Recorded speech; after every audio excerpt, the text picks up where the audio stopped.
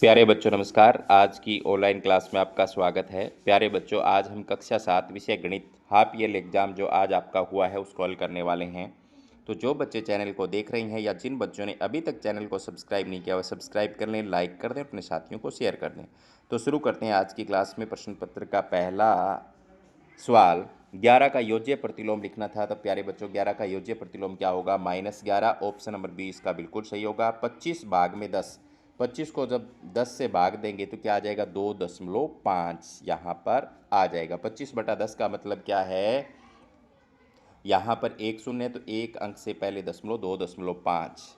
इसके बाद में 4m-7 बराबर 5 में m का मान क्या होगा? तो यहाँ पर देखो, इसको अगर हम हल करें तो 7 इधर चला जाएगा तो 4m बराबर 5 + 7 हो जाएगा। तो 4m बराबर 12 और m बराबर 12/4। तो 4×3 = 12। यहाँ पर कितना आ जाएगा? 3। तो ऑप्शन नंबर सी हमने लगाया हुआ है। 250 का 15% ज्ञात कीजिए। तो यहाँ पर 250 गुणा में 15/100 अगर हम लिखेंगे तो इसको जब हम काटेंगे तो यहाँ कट जाएगा 25 चौका 100 और ये कट जाएगा 10 पे, और 2 दूनी 4, 2 5 10। तो ऊपर आ गया 15/75 बटा नीचे 2 आ गया। तो 75/2 का मतलब होता है 37.5। तो ऑप्शन नंबर सी इसका बिल्कुल सही हो जाएगा। आगे चलते हैं। 1 2 3 4 5 का अंक गणितीय माध्य क्या होगा? तो प्यारे बच्चों, इन सबको जोड़ लेना है। इनका जोड़ 15 आएगा और कितने हैं ये? 5। तो 5×3 = 15। तो माध्य कितना आ जाएगा? 3। ऑप्शन नंबर डी इसका बिल्कुल सही होगा। आगे चलते हैं। 154 डिग्री का संपूरक 154 डिग्री होता है, तो बिल्कुल गलत है। 154 जो है उसका संपूरक आप 180 में से घटा के निकालो, कितना होगा? तो यहाँ पर 10 में से 4 गए 6, यहाँ 7 बच गया तो 26 डिग्री होना चाहिए था, यहाँ पर गलत दिया हुआ है। तो ये क्या हो जाएगा? असत्य। बहुलक सदैव आंकड़ों में से एक संख्या होती है, तो ये बात बिल्कुल सही है। बहुलक आंकड़ों में से एक संख्या होती है, जो सबसे ज़्यादा बार आती है वही होती है। इसके बाद में 20 भाग में खालिस्तान बराबर -2, तो यहाँ पर -10 आ जाएगा। रेखिक युग्म बनाने वाले दो कोण संपूरक होते हैं। यदि दो कोण पूरक है तो उनके मापों का योग 90 डिग्री होता है, बिल्कुल सही है।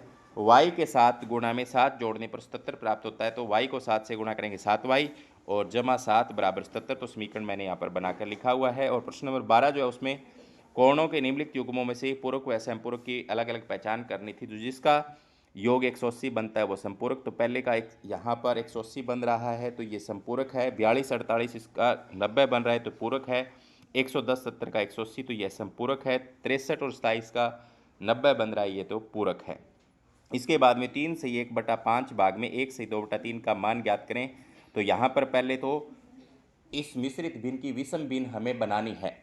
तो 5×3 = 15 और 1 16/5 हो जाएगा। भाग में 3 एकम 3 2, ये हो जाएगा 5/3।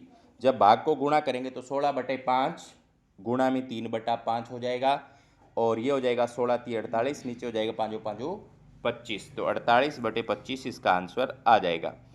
500 किलोग्राम का 75% कितना होता है? तो 500 गुणा 75/100, 0 से 2 जीरो कट गई, ऊपर 75 और 5 इनकी गुणा करेंगे जब कितना आ जाएगा? 375 किलोग्राम।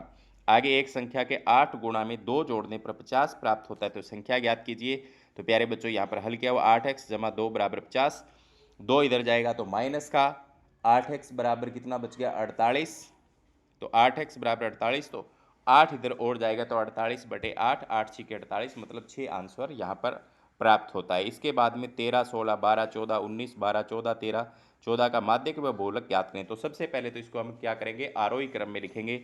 तो 12 2 बार, 13 2 बार, 14 3 बार, 16 19, तो ये टोटल 9 है।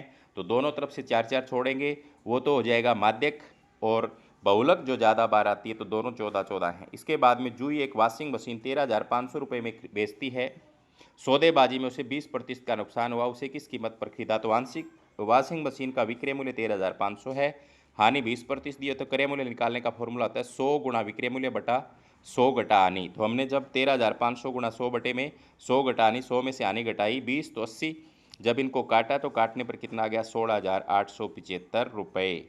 इसके बाद में 56,000 रुपये पर 2 वर्ष बाद किस दर से 280 रुपये साधारण ब्याज देय होगा?